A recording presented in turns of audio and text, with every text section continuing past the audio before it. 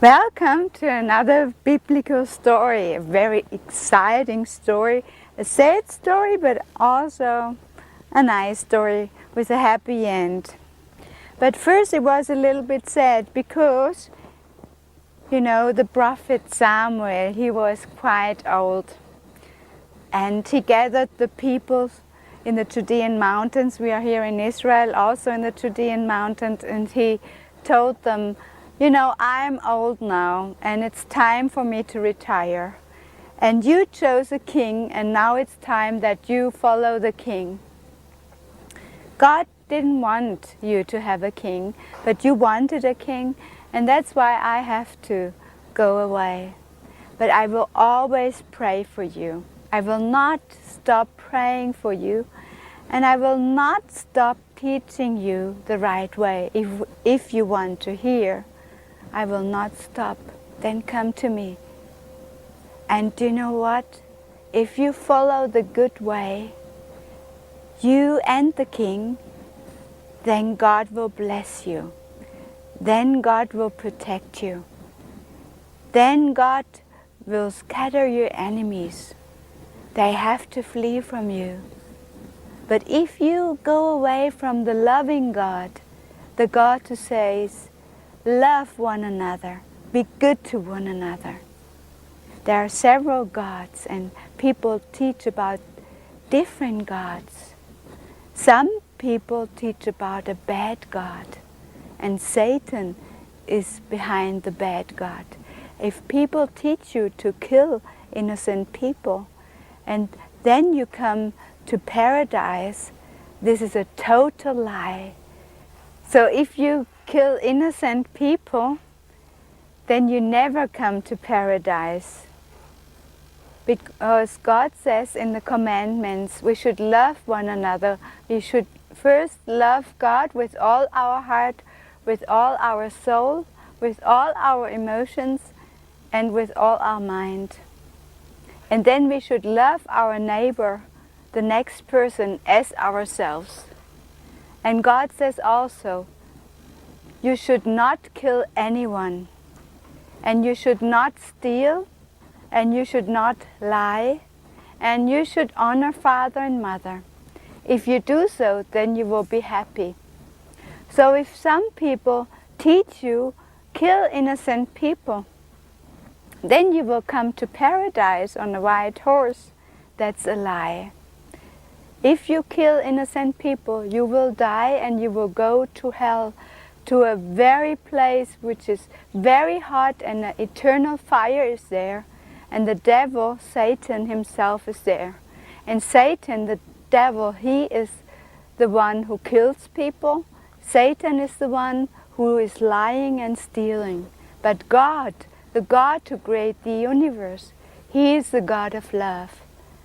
And if you give your life to Jesus Christ, his Son, he died on the cross for the sin of the whole world, for all people, because all of us have sinned, all of us, and I myself too.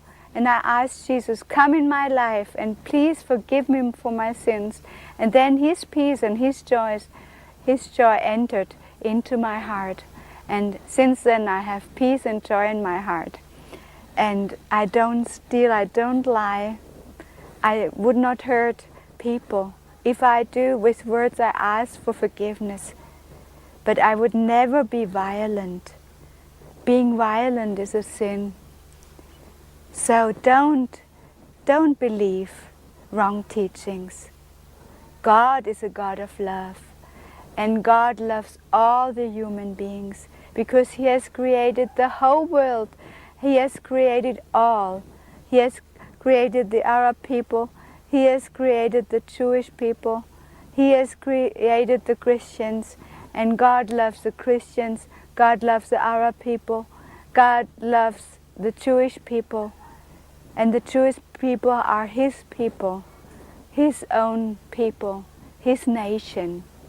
And if we fight against Jewish people, we fight against God who created the universe, who created the universe. If we fight against the Jewish people, we fight against God who created the universe. We fight against God who gave this land to the people of Israel thousands and thousands of years ago. And He said that at the end time He will gather all Jews from all over the world and bring them back to Israel. And God says He Himself will protect His people in this land, and no one can take them out again. No one. And God belongs this land, and to God belongs the Jewish people. They are His people. Some are righteous, some are not righteous, but the whole nation belongs to God.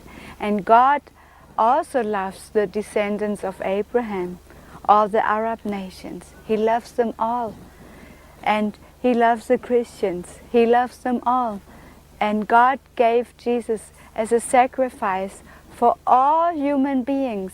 And when we believe in Jesus, when we give our life to Jesus and ask Him for forgiveness, God's love comes in our heart, and we can forgive, and we can be nice to one another, we can help one another. So please follow the God of love. Don't follow the God of destruction, the evil God. Follow the God of love and ask Jesus in your life, and He will give you joy and peace. Yes, and Samuel the prophet, he wanted to stop his work, and then he said it was not good that you chose a king, and now you get a sign. And then he prayed, Samuel, and then thunder came, and a lot of rain came, and the people were afraid. But then they said, well, we have chosen a king already. And then Prophet Samuel said, I keep praying for you, but please do what God asks you to do. I never was unrighteous. I never was violent. I never took presents and betrayed someone. Yes, they said, you were a wonderful man. You were a living example for us, and we're sad that you're going somewhere. I keep praying for you. Follow now your king. You have chosen the king, follow him. But don't forget to keep God's commandments. Then you will be happy. Love the people. Be nice to one another. Be honest. Don't lie. Don't steal. Yes, we want to follow you.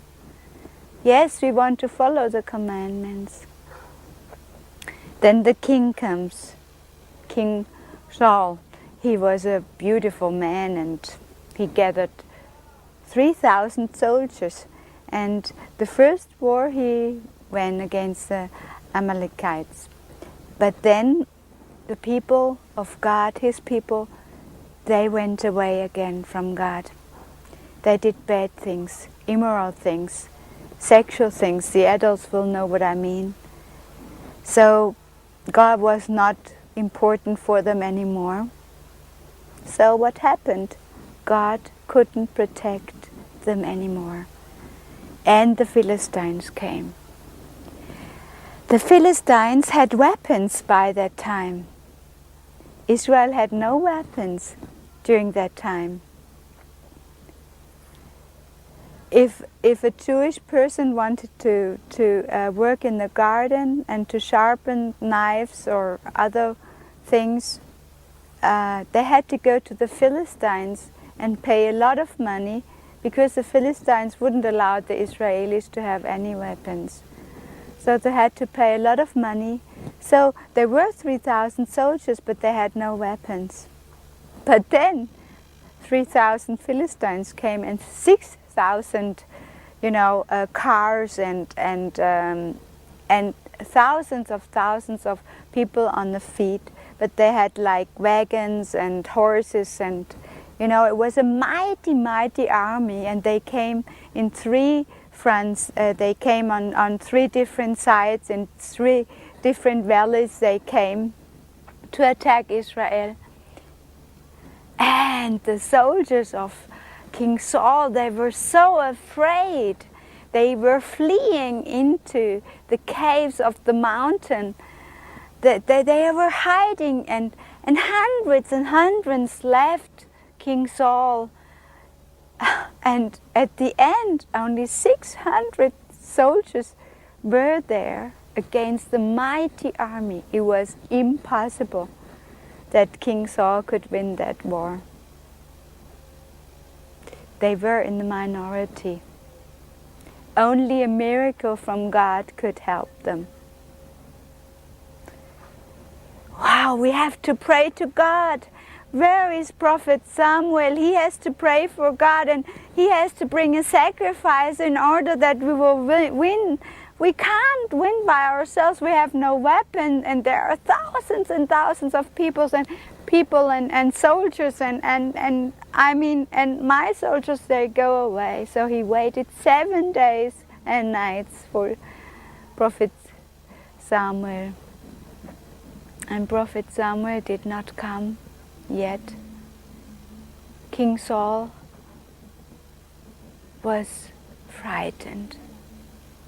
And then he thought, oh well, I will bring God a sacrifice. But it was not a pure sacrifice. He just wanted to have the victory in this war. And God didn't accept it.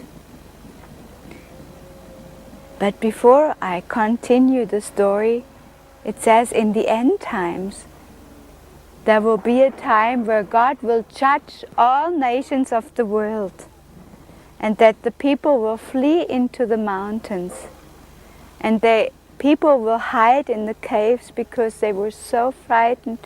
They see that God's judgment comes on this earth. God will judge all unrighteousness and all the sin in the whole world. And the time of judgment comes upon the whole world. And if we see earthquakes and floods and other things, this is just the beginning of a time where God will shake the nations. And only those people are protected who belong to Jesus, who ask God for forgiveness and who have a pure heart. Those people are protected. And we don't need to fear. If we give our life to Jesus, and then God will protect us during that time. Yes, King Saul, he finished the sacrifice, and then Prophet Samuel came back. And he said, why did you do that? You shouldn't bring a sacrifice, you're not pure. God says no to you. He looks into your heart. And he says, no, I have already chosen another king. I have to go. I have to leave you. There is another king he has chosen.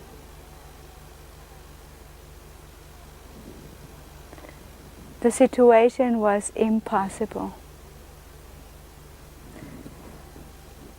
Only God could come. But he couldn't come because of King Saul, but his son, Jonathan. He had believed that God could do a miracle. And God could still do a miracle that they will win this war. And God saw the heart of Jonathan. And he revealed a secret plan to him, how to overcome the enemies. But he would not tell anyone the secret plan, just his close friend David. And what happened, and what they did, and how God came and did a miracle, I will tell you in the next program.